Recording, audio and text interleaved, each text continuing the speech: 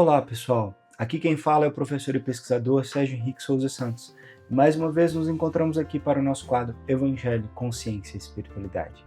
Hoje nós vamos conversar um pouco sobre um tema muito importante, nossas escolhas. Como devemos guiar e orientar as escolhas que fazemos na vida. Para iniciarmos, façamos a nossa prece de abertura. Senhor Deus, nosso Pai, gratidão por mais uma vez podermos estar aqui reunidos para aprender, estudar e ser inspirados por mais alto. Abençoe a cada um que nos acompanha e aos irmãos espirituais que nos guiam. Que assim seja. Muito bem. Para a primeira reflexão do dia de hoje, nós vamos ler o Evangelho de Jesus, segundo Mateus, comentado por Emmanuel e psicografado por Chico Xavier. E o tópico de hoje é Mateus capítulo 7, versículo 13. Entrai pela porta estreita, porque larga é a porta e espaçoso o caminho que conduz à destruição, e muitos são os que entram por ela. Na forja da vida. Trazes contigo a flama do ideal superior e anelas concretizar os grandes sonhos que te nutres, mas adiante da realidade terrestre, costumas dizer que a dificuldade é invencível. Afirmas haver encontrado incompreensões e reveses através de dissabores por toda parte. No entanto, o pão que consomes é o resumo de numerosas obrigações que começaram no cultivo do solo. A vestimenta que te agasalha é o remate de longas tarefas iniciadas de longe com o preparo do fio. E o lar que te acolhe foi argamassado com o suor dos que se uniram ao levantá-lo. A escola que te revela a cultura guarda a renunciação de quantos se consagram ao ministério do ensino. E o livro que te instrui custou a vigília dos que sofreram para fixar em caracteres humanos o clarão das ideias nobres. A oficina que te assegura a subsistência encerra o concurso dos ceareiros do bem, a favor do progresso. E o remédio que te alivia é o produto das atividades conjugadas de muita gente. Animais que te auxiliam, fontes que te refrigeram, vegetais que te abençoam e objetos que te atendem. Submetem-se às constantes adaptações e readaptações para que te possam servir. Se aspiras desse modo à realização do teu alto destino, não desdenhes lutar a fim de obtê-lo. Na forja da vida, nada se faz sem trabalho e nada se consegue de bom sem o apoio no sacrifício. Se queres, na sombra do vale, exaltar o topo do monte, basta contemplar-lhe a grandeza. Mas, se te dispõe a comungar-lhe o fulgor solar na beleza do cimo, será preciso usar a cabeça que carregas nos ombros, sentir com a própria alma, mover os pés em que te sustentes e agir com as próprias mãos. Que assim seja. Esse texto ele vem falar que as nossas escolhas de agir, de proceder, é que vão gerar resultados concretos na nossa evolução, nas nossas conquistas, tanto no mundo quanto do espírito.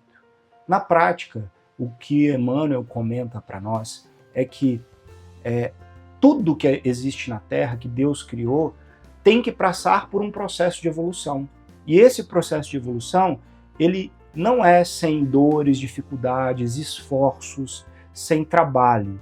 Por quê? Nós temos que merecer receber a evolução, a conquista. Por quê? Porque é assim para todos os seres. Deus é perfeito, justo e bom. Então ele age igualmente com todos os seres desde a eternidade. Todos evoluíram gradativamente. E para que esse processo se concretize, trabalharam, se esforçaram, venceram suas fraquezas, foram se burilando. E isso na forja da vida. Ou seja, nas dores e dificuldades, desafios, alegrias também, bons momentos, mas é tudo junto, é como aprendemos a lidar.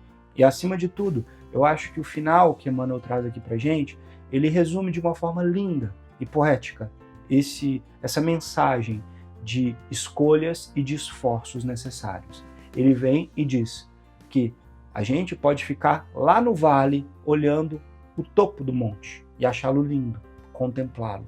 Mas se nós queremos chegar lá e aproveitar a vista do alto, queremos abraçar aquele céu naquela altura, queremos sentir o sol batendo em nosso rosto lá no topo, nós temos que arregaçar as mangas, andar, caminhar, trabalhar, suar, se esforçar para chegar lá em cima. Então, é assim na vida, é assim com todas as conquistas que nós podemos ter, né? Tudo exige que façamos a nossa parte, o nosso trabalho, o nosso esforço, para que Deus sempre do nosso lado nos ajude, inspire, guie e ilumine, né? Então, escolhas. Saibamos escolher o melhor para a evolução e não o mais fácil ou cômodo, porque, né, a porta estreita é a que leva à evolução. A porta larga é fácil de passar, mas nos mantém no mesmo lugar.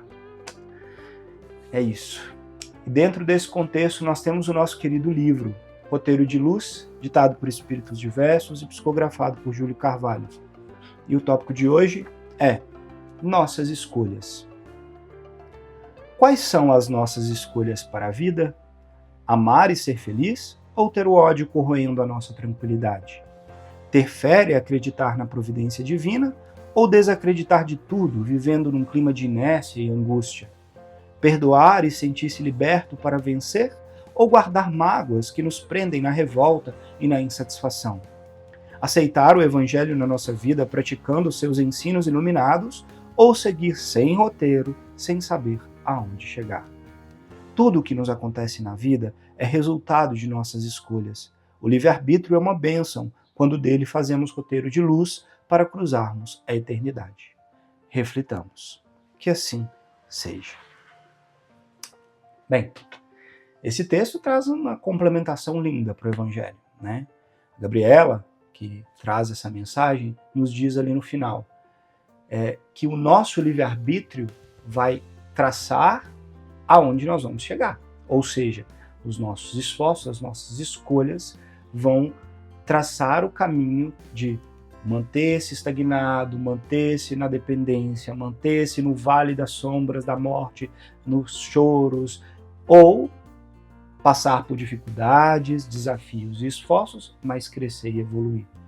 O roteiro já foi traçado. A forma de fazer isso acontecer, para chegar lá no cimo, no cume, no alto da montanha, a comunhão com Deus, Jesus já veio e mostrou.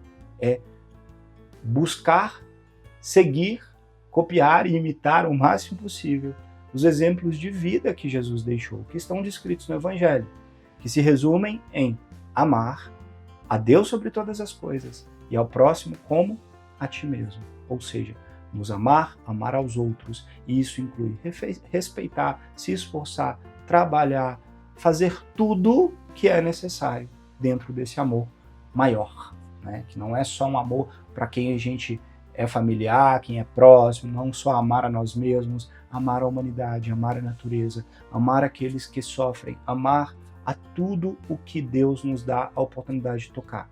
Claro, ninguém vai conseguir fazer isso de um dia para o outro. Temos a bênção do esquecimento e várias encarnações que Deus nos concede para irmos burilando. Mas se queremos acelerar a marcha, sofrer menos tempo e desfrutar mais, temos que treinar. Treinar o amor, o desapego das coisas do mundo e seguir, servindo, trabalhando, se esforçando. Lembrando que são essas escolhas que vão nos trazer o resultado de amanhã. A semeadura é livre, mas a colheita é obrigatória. Tudo que nós plantamos no dia de hoje, nós vamos ter que colher mais adiante, nessa ou em outras encarnações. Façamos então escolhas mais sábias, né?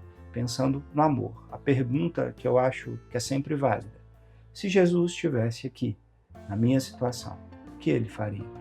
Né? O que ele me recomendaria fazer? Quem estuda o Evangelho sabe quais são as atitudes que Jesus recomenda e como ele poderia agir nos desafios e nas situações da vida. Façamos a nossa parte.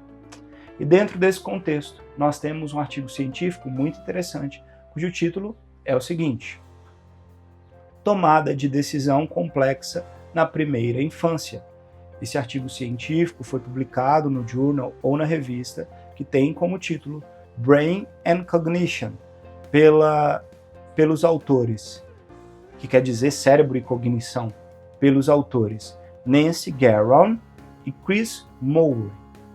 Bem, o que esse artigo científico fez? Ele fez um estudo com crianças da primeira infância, onde eles deram jogos que já são validados por outros estudos para treinar a tomada de decisões. Se essas crianças teriam condições de escolher determinadas cartas no jogo que exigem esforços, renúncias, exigem sacrifícios para conquistar coisas maiores. Ou seja, tomadas de decisões complexas, né? Exigem escolhas. E o que eles observaram é que isso é treinado desde a primeira infância. Até os 6 anos de idade, já tem um treino importante para a tomada de decisões. De uma forma geral, eles observaram que meninas conseguem tomar decisões primeiro do que os meninos, mas mais importante do que isso é que é ensinado de acordo com o carinho, a estratégia, leituras, diálogos, conversas, pode ser ensinado esse processo de tomada de decisões complexas para a criança ter um futuro adulto mais funcional, que saiba escolher e agir mediante as escolhas e decisões da vida, né? Façamos então isso como um roteiro para nós. Seguir o que a ciência nos mostra, que é aprender a tomar decisões, fazer escolhas, mas sempre essas escolhas baseadas nos ensinamentos de Jesus, no amor acima de tudo. E aí, a gente vai, com todos os tropeços, quedas e dificuldades, nós vamos evoluir. Que assim seja. Vamos à nossa prece de encerramento.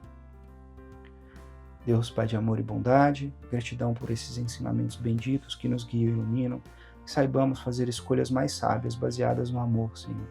Que saibamos vencer a nós mesmos nos desafios, dificuldades e fraquezas.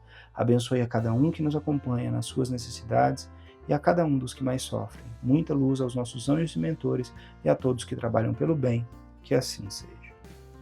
Gratidão a vocês pela oportunidade de conversarmos mais uma vez. Namastê e até a próxima.